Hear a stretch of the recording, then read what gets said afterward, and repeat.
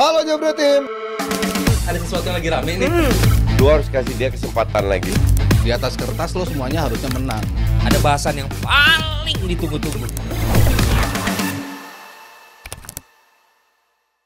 Dewan Pundit Indonesia. Ada Indonesianya. Apalagi sekarang di Indonesia terjadi sesuatu hal yang sangat-sangat baru yang sudah ditunggu-tunggu. Walaupun jadi pertanyaan pertama gue adalah, ya saya bicara tentang penggunaan VAR. Ada Coach Justin, ada Mas Aryo dan juga ada Pak Levi di sini. Ada VAR yang sudah digunakan di Final Four atau Championship Series, di mana kemarin Persib bertandang menghadapi Bali United di hasil akhirnya 1-1. Pertanyaan gue pertama adalah momennya. Apakah lebih baik di Championship Series ini atau harusnya sih di season depan nggak sih, supaya error-errornya, momennya udah bagus. tekanannya di sini tuh jadinya kan kayak bakalan nggak pernah diduga nih apa yang akan diterima oleh wasit, apa yang akan dilakukan oleh komen-komen fans gitu. Justru kenapa gue bilang lebih bagus, karena jumlah pertandingan nggak banyak.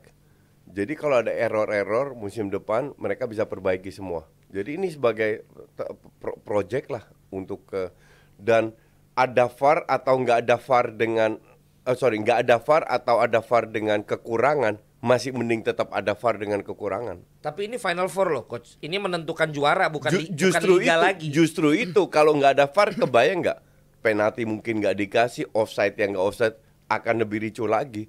Mending ada VAR. Kalau lu Mas dan lu? Apa ya? Dua-duanya ada ininya lah ya. Kalau gue pribadi awalnya kenapa nggak sekalian aja musim depan gitu kan? Maksudnya apakah kita sudah cukup siap untuk menerima VAR dalam artian semua ya. Wasit di dalamnya apa standarnya udah sama wasit di lapangan? Apakah dia bisa memberikan nge-feeding gambarnya yang tepat sehingga wasit di lapangan itu nggak bingung untuk ngambil keputusan? Seperti di Piala Asia kan kita lihat ada beberapa yang kenapa yang ini sih yang diulang-ulang. Kalau dari sudut lain kan mungkin bisa berbeda keputusan wasit, tapi ketika di feeding gambar-gambar yang seperti itu kan akhirnya seperti mengarahkan wasit untuk mengambil keputusan yang ini. Apakah itu bisa sama levelnya orang yang ada di ruang VAR dan wasit yang ada di lapangan? Lalu apakah fans kita bisa menerima itu? Karena kan banyak yang belum tahu juga VAR itu boleh dipakai di momen apa aja. Kayak kemarin ketika ada kejadian si Jefferson kan yang kemarin akhirnya ngegolin kan ketika dia ngedorong. Kenapa nggak di kartu kuning sih dia? Kan nggak boleh. Kalau VAR itu boleh hanya karena itu potensi kartu merah gitu kan. Either lo nggak dikasih pelanggaran atau lo kartu merah. Dua itu. Sebenarnya kan kalau dilihat sebenarnya mungkin kuning ya ini kalau karena orang banyak yang nggak paham kapan menerapkan VAR. Yang boleh direview tuh momen-momen apa aja. Mungkin tuh harus terus disuarakan sehingga orang kan paham, oh benar ini karena gol, oh ini karena kartu merah. Oh ini karena mistaken identity yang kayak gitu-gitu, apa yang satu penalti gitu kan. Cuman itu aja yang boleh direview oleh VAR kan. Kadang-kadang kan pandangan orang berpikir tiap ada pelanggaran, tiap ada ini harus di VAR. Kan nggak gitu kan. Nah itu Harus disosialisasikan lah. Harus disosialisasikan lagi. Kalau ini kan terlalu mepet, ya tadi lu bilang risknya atau pertaruhannya cukup besar karena juara loh nih, momentum juara. Dan waktu kan jadi panjang banget kan.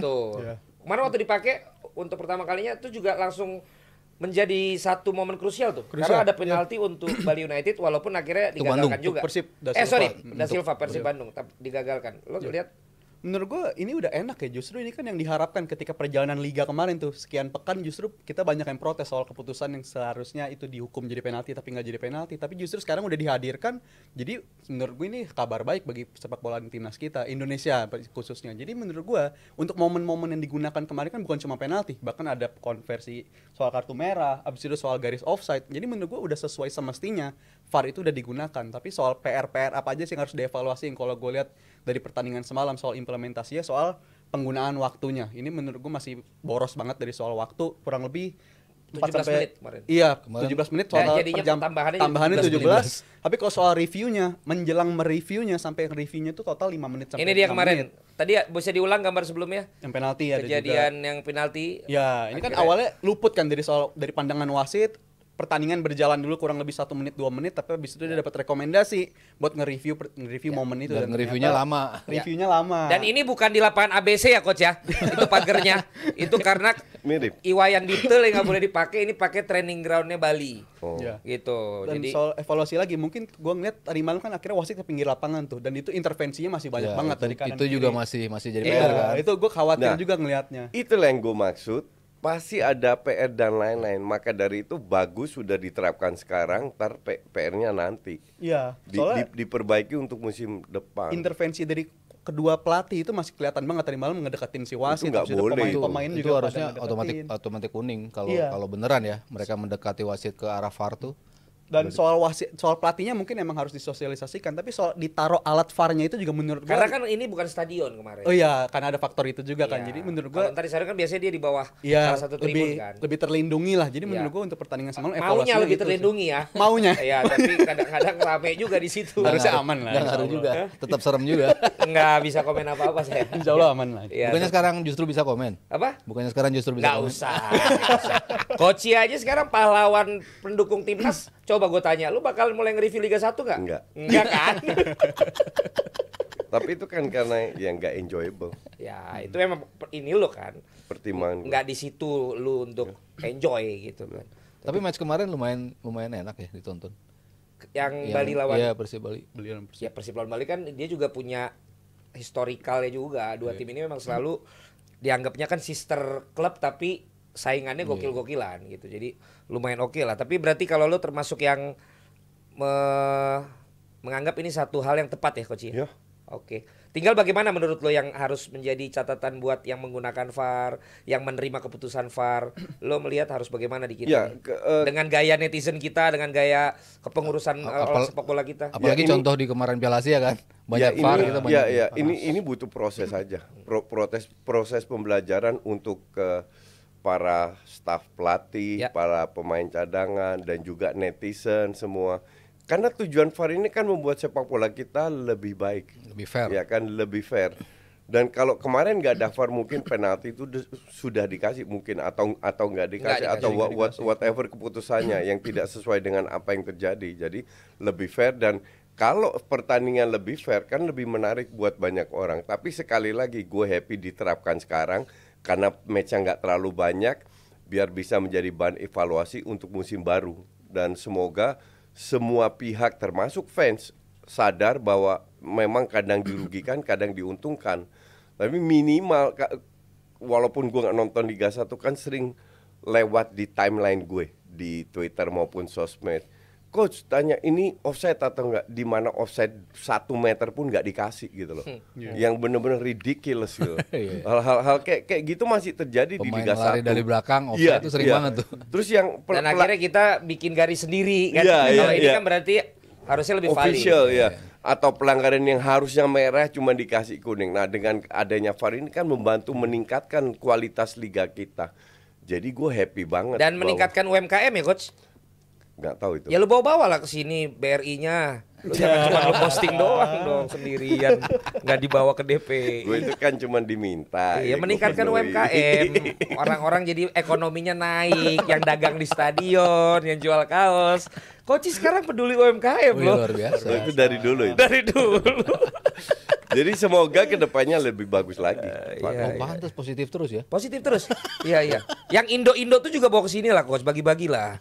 Yang lo bakalan Oke, jalan bareng. Gitu loh. Siap. Bagi-bagi sisa-sisanya aja nggak apa-apa. Dimakan sendiri terus mau bawa kemana sih, udah tua. Parah. Parah. Parah. Tapi ngomong-ngomong, lu happy dengan penggunaan VAR? Lu happy nggak karena tim yang dimiliki oleh orang Indonesia naik ke Serie A namanya Como, Coach? Ya, of course happy. So, of course happy, tapi ngomong of course happy. Enggak, happy lah bahwa ada. Selama ini kan dulu Inter Milan di bawah Erick Thohir kan nama kita kecipratan, nama Indonesia kan kecipratan. Abis itu kan nggak ada lagi. Ya mungkin DC United, tapi MLS itu kan nggak dianggap kasarnya begitulah. Nah sekarang kan ada Tranmere Rovers divisi Oxford United di divisi 3. Terus timnya Sihar Sitorus di Belgia di divisi 2. Ada beberapa yang mungkin kita Lecce. nggak, ya Lecce divisi Serie A makan Lecce, tapi ya kalau Lecce itu kan setahu gue minoritas, Ya. 12% atau berapa kecil lah. Kalau Como ini kan full, ya jadi full, ya bangga. Semoga mereka tetap bisa stay dan ya semoga kedepannya ada pemain yang bisa menyicipi suasana profesional di klub Serie A. Nah itu dengan jawaban dari penanggung jawab di sana, Pak Mirwan, katanya memang mereka fokusnya mempertahankan Como di Serie A. Ya. Nah, ketika kemudian ada obrolan bahwa Tom Haye ya. Ya. Haye apa Haye sih? Haye. Haye katanya kemungkinan akan ke sana. Terus kemudian pemain-pemain muda berarti bisa dong main di sana. Itu kan kemudian kalau Kurniawan menjawab diplomatis ya. Tapi kemudian Pak Mirwan nih ada jawaban yang mengatakan bahwa karena kita fokus untuk mempertahankan di Serie A, kelihatannya untuk level Serie A Haye ini belum masuk kategori. Dan kalau menggunakan pemain-pemain muda Indonesia juga untuk di kategori usia mudanya juga akan mengurangi jatah pemain EU yang Non-EU. non-EU. Sehingga dari jawaban itu kayaknya sulit sekali untuk sekarang pemain kita bisa ada di sana gitu, Mas. Lo melihatnya gimana? Iya, karena kan batasannya kan cukup jelas gitu kan. Maksudnya dari sisi administratif pun kita tuh sulit banget untuk bisa menembus. Yang pertama kan yang betul-betul di prioritasin kan lokal dulu nih. Lalu Uni Eropa dulu nih. Uni Eropa kan nggak ada batasannya, makanya mereka bisa saling masuk gitu.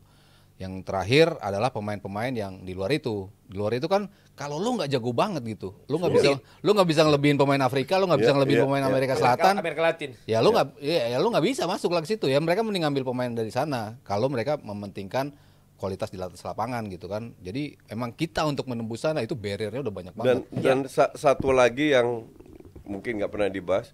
Sebagai non-EU, lu punya batas minimum gaji. Dan batas minimum gaji itu lebih gede daripada pemain EU atau lokal. Jadi mereka bisa ambil pemain, let's say pemain dari Belgia atau atau dari Austria yang lebih murah. Gajinya lebih murah daripada harus ambil orang Indonesia. Jadi yang dilontarkan Mirwan, gue bilang sangat masuk akal dan realistis. Dan gue suka Mirwan berani ngomongkan ini sehingga tidak memberi harapan palsu. Ya, jadi kan dari administratif aja kita barriernya udah gede gitu. Belum lagi dari sisi kualitas. Kualitas, ya kalau Hai kan posisinya kan di semi defensive midfielder, central midfield lah. Central midfield lah ya. Dia sementara posisi itu di Como udah ada 5 orang yang posisinya mirip kayak gitu. Nah memang dia nggak dibutuhkan gitu posisi itu. Makanya kalau ada pemain mungkin di posisi lain mungkin akan menjadi pertimbangan gitu. Kan enaknya dia kan walaupun dia WNI tapi kan dia jatuhnya home ground karena kan memang lama di sana gitu kan. Jadi dia nggak ada barrier urusan WNI-nya itu, dia tetap bisa masuk. Tapi bener-bener murni kualitas ini. Kualitasnya dalam artian dilawanin orang-orang yang ada di lapangan tengah itu, menurut dia kualitasnya nggak cukup lah untuk bisa bersaing. Kalaupun bisa masuk, ya lo di lapis ketiga kan dia bilang kan, pemain inti, pemain cadangannya pemain cadangan gitu kan. Kayak Okire nggak di posisi. Iya itu. Ya kan? Dia lebih bawah lagi. Iya, kalau ada yang 2 cedera baru dia bisa main gitu kan. Nah ini itu pun nggak, karena yang cadangan udah sembuh. Udah balik lagi. Jadi emang murni kualitas. Dan kalau gue lihat materi pemain Como, kalau mereka nggak nambah pemain pun yang lebih berkualitas, degradasi. Iya, pasti akan degradasi lagi. Pasti kan mereka akan mencoba nge-build tim ini. Betul. Iya. Generasi lu kan kemudian biasanya langsung reaktif kalau dengan orang yang ngomongnya straight to the point seperti itu gitu loh. Udah diserang kok IG-nya Como. Ya, makanya kok gak ada basa-basinya, kok ini banget gitu. Lo termasuk yang begitu atau punya pemikiran lain? Justru gue senang sama pendapat Pak Mirwan, itu the ugly truth menurut gue apa yang sering ngobrol sama dia soalnya. Udah tercerahkan. Bukan tercerahkan, terkontaminasi. Terserang ya jadinya ya. Tapi itu the ugly truth, emang kenyataannya begitu. Dan kalau kita lihat kan gue juga baca-baca dari soal transfer policy-nya si Como ini, emang dia pendekatannya kuat juga by datanya ya. By datanya kuat soal pendatangan pemain. Oh iya dong. Dan ini tim yang udah promosi 3 kali dalam 5 tahun, itu menurut gue progres yang sangat dari luar biasa. dari divisi bawah ya, naik satu-satu. Divisi 4 naik dalam periode yang sangat singkat kan. Ini cuma 5 tahun lah, apalagi terdampak sama pandemi juga waktu itu. Ini jadi sangat-sangat luar biasa banget rekrutmen mereka, bisa nyimbangin pemain yang berpengalaman sama ngerekrut pemain-pemain yang potensial. Dan menurut gue untuk bertahan di Serie A itu standarnya juga nggak gampang. Jadi untuk tim Como kayak begini udah ngelakuin untuk rekrutan yang mungkin udah dipikirin soal rekrutannya akan kayak apa, ya kita nggak usah berkecil hati soal Indonesia nggak ada di sana kan. Tadi Mas Farid udah jelasin dari soal administrasi dan soal kualitas mungkin kita belum bisa bersaing di Serie A lah. Itu udah ugly truth. Masih banyak klub yo di mana pemain kita bisa berlabuh kayak divisi 2 Belanda lah, Belgia lah. Itu cukup oke asal main sebagai starter. Serie itu A cukup oke. Jadi nggak harus Serie A. Itu emang terlalu tinggi Serie A. Lagian pemikiran tuh harus dirubah. Lu boleh pemain-pemainnya dari UE, dari Afrika, dari Amerika Selatan. Lah tapi yang punya orang Indonesia, Bos. Iya. Itu dong pemikirannya. Jadi bosnya orang Indonesia, itu semua anak buahnya. Iya. Tetap bangga. Iya, Tetap termasuk bangga. Cesc Fabregas, Thierry Henry, anak buahnya itu. Iya. Cuman dikit share-nya. Yang Si- utamanya Indonesia. Si pemain pelatih Inggris itu siapa? Dennis Wise. Iya, dia masih Dennis di situ. Wise masih Justru CEO-nya dia. dia kayak CEO. Edward ya. Apa tuh? Kayak Michael Edward di bakalan. Dia ngatur semuanya lah. Dia ngatur semua. Dari transfer, dari finance segala Jadi ini macam. proyek jangka panjang. Setelah pertemanan di Garuda Select, pertemanannya Iya, iya. ditingkatkan levelnya. Iya, iya, iya. Menjadi punya klub. Dan akhirnya jadi solid. Dan turning point-nya emang penunjukan Dennis Wise. Karena dia kan emang bisa ya ngeliat pemain, terus Kalau Vaniko bisa lihat setan. Iya. Kalau Dennis Wise bisa lihat pemain. Oke. bisa ngeliat pemain, terus pemain mana yang bisa gue ambil tanpa keluar duit, pemain mana yang bisa gue pinjem. Nah itu tuh dia mastering di sisi itulah. Itu yang buat Como bisa naik. Cuman kalau gue compare di 2 atau 3 musim lalu mereka di Serie B bareng sama Monza, kualitasnya jauh banget. Monza tuh Lebih bagus. jauh banget di atas mereka lah. Nah Monza begitu masuk Serie A mereka berbenah jauh dan sekarang kan lumayan dia ada di papan papan tengah, gitu. ya. Nah Como tuh harus melakukan itu untuk bisa stay. Dan itu butuh duit. Iya. Tapi mereka ready. Orang pemilik terkaya di Serie A Enggak, ini sekarang. bukan masalah pemilik kayak minat nggak untuk Ya di mudah-mudahan strand, minat itu lah. aja. Monza ini kalau di Medan itu tempat barang bekas. Itu. Monza. Jadi Kayak jalan Surabaya gitu. Buat yang ada di Medan, kalian masih ada Monza nggak itu? Ya kan, mau apa tuh namanya? Mon apa Plaza gitu ya kan? Mon, singkatan. Ya itu dia Monza namanya. Nah kalian gimana? Apakah kalian setuju dengan pendapat yang langsung to the point seperti Pak Mirwan tadi, atau kalian memang orang yang masih tetap berharap ya namanya ada Indonesianya, bisalah dibikinin sesuatu, bisalah difasilitasi? Coba kalian kasih komen. Tapi mungkin di luar dari yang memang pemain yang akan di Serie A, mungkin mereka bisa bikin program kali ya. Program yang memang tidak menjanjikan pemain akan tampil, tapi mungkin kasih kesempatan. Enggak, gue nggak setuju itu. Justru pemain itu harus tampil, tapi nggak harus di Serie A. Oh iya, maksud gue ini bukan level timnas. Iya, I mean nggak, gue mending kayak Langsung. Marcelino main di dia, tetapi jadi Tapi reguler. starter, tapi reguler. Terus ntar apa main di Liga Ceko atau Jangan Ceko lah. Slovakia, tapi tampil reguler. Yang penting mereka harus tampil reguler atau di Poland, di mana lah. Liga Belanda lah. Nggak dapat lah Liga Belanda. RST. RST divisi. Nomor 2 juga nggak dapat. Eerste Divisi dapat. Dapat. Ya kayak Ivar Jenner Eerste Divisi. Jadi gua ngobrol sama Kurniawan juga penutup di episode kita kali ini. Gua waktu ke Italia kan ngobrol sama Kurniawan, dia sendiri bilang bahwa susahnya ya di sana aja itu kan dari U8 setiap tahun ada U8, U9, U10. Iya. Itu bersaingnya gila-gilaan. Ketat Iya. ya. Terus Betul. banyak yang stres karena Betul. nggak dapat atau nggak jadi pemain Iya. itu.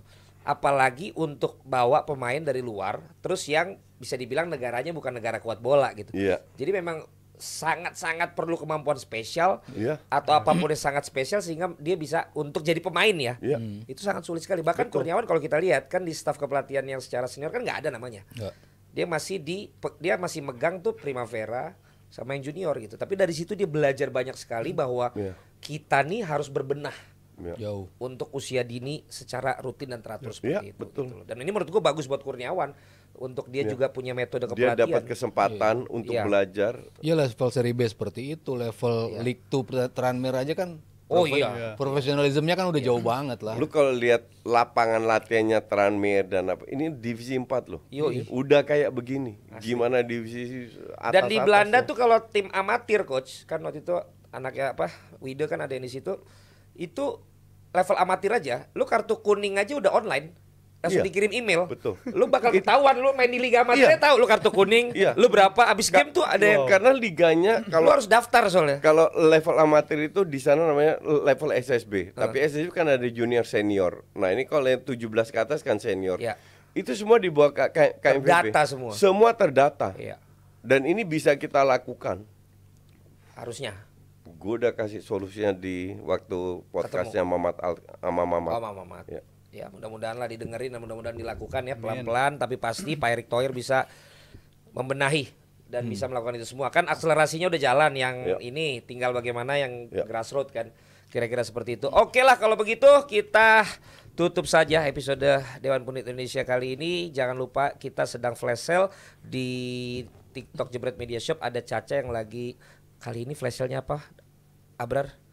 Kali ini Kali ini kaos yang MU tuh, yang menang lawan Liverpool di Piala FA, masih ada sisa juga. Itu 90.000 aja, dan kali ini gue setuju sama lu coach. Abrar ini memang kardus ya.